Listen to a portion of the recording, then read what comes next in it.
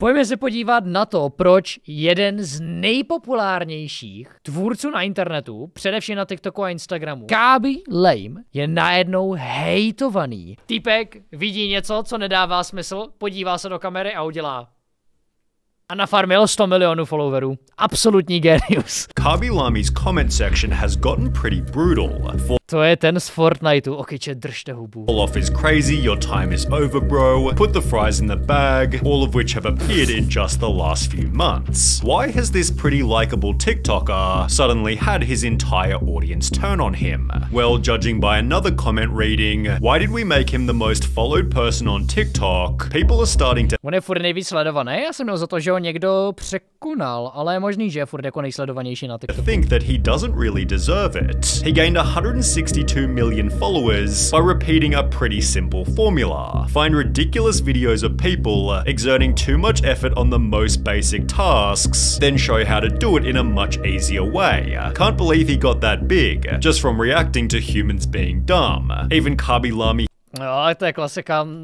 Řekl bych, že nic nezdružuje lidi tolik, nebo nespojuje dohromady tolik, jako to, že se můžeš vysmát někomu hloupýmu. Důvod, proč šopoholikadel byla tak velká. He himself stated, my videos are simple and easy, but achieving a point of simplicity was actually very difficult. He gained just 9 views and only 2 followers during his first month on TikTok, which only grew to 4,300 after posting a crazy amount of volume. I was posting like 6 or 7 videos a day. His main type of content, widely relatable skits, but they were limited by a language barrier as Kaby Lame only spoke Italian. I don't understand what he's saying. Someone translate it, please. I love your videos, but can you please do them in English? Kaby therefore devised a simple solution. Only make videos where he didn't need to talk. Jo, to je univerzálně nejúspěšnější obsah a když se podíváš na nový shorty od Mr. Beasta, tak on se třeba hrozně soustředí,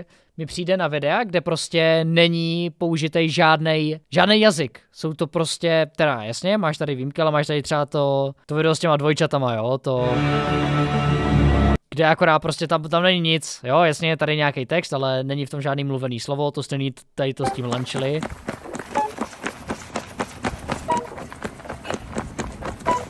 A je to chytrý, nepotřebuje říct nic a mluví za sebe to video. A rozumí tomu každý. It state the fact that it's not spoken makes it a universal language. Every kid, every person around the world can see the video and get a laugh simply by watching the images. Unfortunately, Kaby Kdy začneš být taky ticho? No to je otázka. Kdy za mě začnou mluvit činy? He was now basically limited to mocking cringy videos, although this worked unbelievably well as he began to celebrate milestone after milestone. 300,000, 400,000, 600,000, whilst his ability to silently clown on others only got better and better. He'd begin taking already viral videos and add an unexpected stitch to make them even funnier, leading to his first properly viral video roasting a girl for her non-existent haircut. Kaby's respect from the audience was building higher and higher, leading to a further 60 million views after roasting another TikToker for his strange shaving video. Jo, jednoduché a This then doubled to 130 million when he joked about a factory worker eating his chocolates. However, it'd be this video here that changed 245 milionů. his life forever. A jenom 7,5 tisíc lajků? To mi nevychází.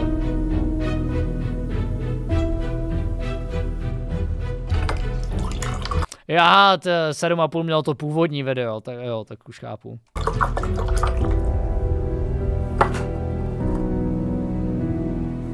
Mocking the stupid life hack gained him 250 million views, repeated in another 4 videos, which followed a similar premise. Suddenly, every video was gaining at least 30 million views, whilst his moves were being copied by famous soccer players. Kaby was called the wisest man to ever live, as you say so much without saying anything. He'd celebrated 1 million followers on the 22nd of February, which by the 23rd of May had grown to 50 million.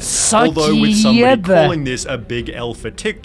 What? Týpek speedrunnul TikTok. There were people who weren't happy with Kabi Lami's fame, judging by 46.2 million followers for what, and A jo, to je klasika, lidi vidějí něco, co má čísla. Jak tohle může mít čísla? Co zajímavější věci, co by měly mít čísla? Kvůli tomu, že pro mě tady tohle něco jiného je subjektivně lepší obsah. 8.8 million likes for what people thought there was too much reward for too little effort, which can often turn into a person becoming hated. Take for example the Haktua girl. She's not disliked because she's a rude or terrible person. She's disliked because her success hasn't been earned.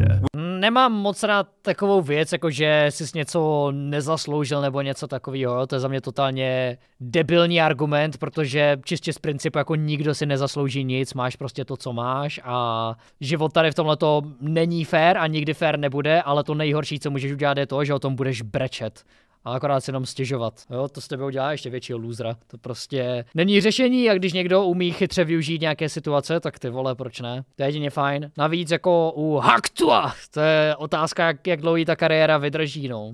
Jak dlouho to zvládne milkovat a nebo to proměnit v nějaký jiný content. Without seeing his history on the platform, viewers might perceive Kabi in a similar way, as a low-effort TikToker who makes $750,000 per post for holding out his hands in a 20-second video. The main joke is that Kabi gained over 100 million followers by doing nothing. On the unpopular opinion subreddit, one user wrote Kabi Lami is boring, not funny, predictable, low effort and famous just because he uses other people's content. 90% of his TikToks are low effort. He has a few quality vids. Jako přijde mi, že stěžovat si na low effort content zrovna na TikToku, nevím, no to je to poslední místo, kde bych se stěžoval na to, že nějaký content nemá úplně snahu. But that's it. He shouldn't deserve the recognition he's got right. Ale dělat podcasty o tom, jak vzniklo Haktua je grc, jo, jako Talktua podcast je kvalitní brainrotek, ano. Now, I really have nothing against the guy, just that there are some people who put real effort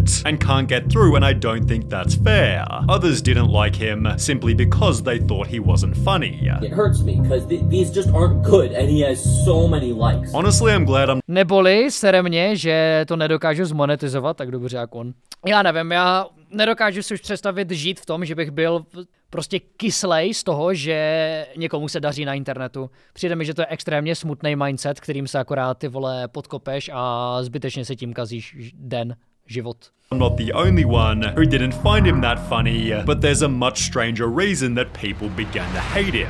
Kabi posted a simple Instagram story, Say No to Racism, posted with a separate video in which he'd help a white person pull a sword out of the ground. It was captioned, in a racist society, it's not enough to be non-racist. We must be anti-racist, but after this... Ty vole, jak byl ten quote, který jsem viděl několikrát na Instagramu. Rozdělení rasou, ale spojení rasismem, nebo jak to bylo, ty vole. Kabi made a brand new story. I'm seeing a lot of comments where people says, I unfollowed you because you did this video. I don't mind, guys. We are almost in 2022 and people still use racism because they have nothing to do in their life. You can also unfollow me. I don't care about the numbers. I care about your hearts. This was followed by another post reading, instead of wasting your time writing negative comments criticizing, try to help people, although this controversy only ended after being overshadowed by a brand new scandal. Jo, ale hele, vem si, jaký tady tohle dává vzor jiným influencerům. Ty máš tady tohle týpka, který je celou dobu kritizovaný za to, že dělá línej obsah, a když konečně se snaží využít ten svůj dosah k něčemu, tak ho lidi zhejtějí za to, že mluví o něčem prostě. Jo, a najednou prostě se to nestotožňuje s tím, v co třeba věří oni, i přesto, že jako to nebyla nějak jako škodná message, něco, co by, neřekl bych, že to bylo něco jako kontroverzního. A i tak za to dostal bídu. To potom dává prostě vzor pro ostatní influencery takový, že hele, je prostě lepší si dělat ten svůj obsah a držet hubu. Protože nestojí za to se srát s idiotama, co tě jinak jako budou tady za tyhle ty message kritizovat a budou ti k tomu psát nějaký sračky. Comments began to appear on his videos. I hope this man beats Charlie. Kabi's more talented than Charlie. I have a feeling that he might pass Charlie. Charlie D'Amelio was TikTok's most followed person, although Kabi was right. Teď je samozřejmě otázka, jak moc je to v tom Sunny videu trochu zdramatizovaný, jestli fakt mu lidi za to dávali takovou bídu, anebo jestli to bylo pár idiotů jako u všeho.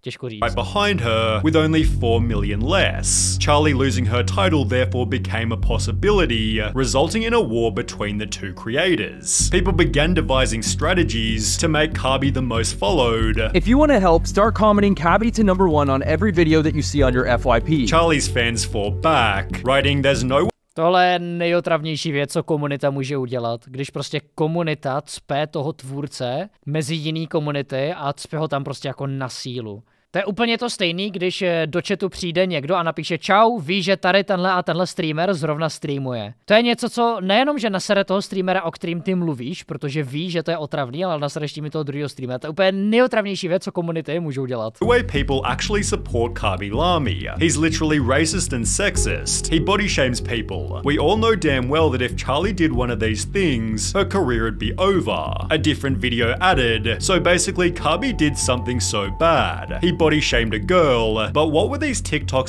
even talking about? Well, an account named Canceling Kabi Lami ikonické jméno. Re-uploaded one of his videos with the caption, "Why is this man obsessed with body shaming girls?" It showed 3 examples of Kabi reacting to women poorly, which was paired with another video of him joking about a dude's obesity. People then discovered Kabi telling women to wash the dishes, resulting No já nevím, docela base TikToky. in mainstream news articles. Vtip samozřejmě, vtip. Oh. And some pretty heavy backlash. Body shaming is so disgusting, ew. That's so rude, I can't believe he'd do that. As a result, Kabi lost 400,000 followers before. Já jsem určitě strašně rád, že v Česku tady tohle není tak přehrocený.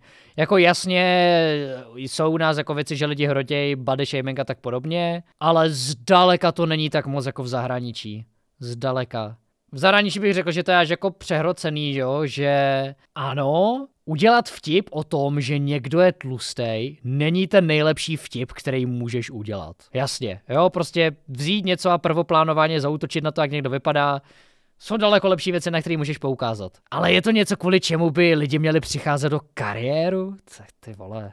The day was over, although people then recognized what was going on. They're cancelling Kabi because he's gonna pass Charlie. Kabi therefore regained 1.5 million followers the very next day, ironically helping him become the most followed TikToker. Although Kabi Lami's reputation has been trending downwards ever since that day. Bro disappeared from my FYP after he became the most followed on TikTok. Ever since he passed Charlie, he's not been on my FYP, also being noticed by Noah Glenn Carter. Because he's basically done nothing since becoming #1. Like, he never even made a video celebrating or acknowledging that he was now the #1 most followed TikToker. And since becoming #1, he's posted once, maybe twice a week. As mentioned, Kabi went from making 6 or 7 videos per day to basically never posting. He instead began to state, "I want to make films. This is my main objective.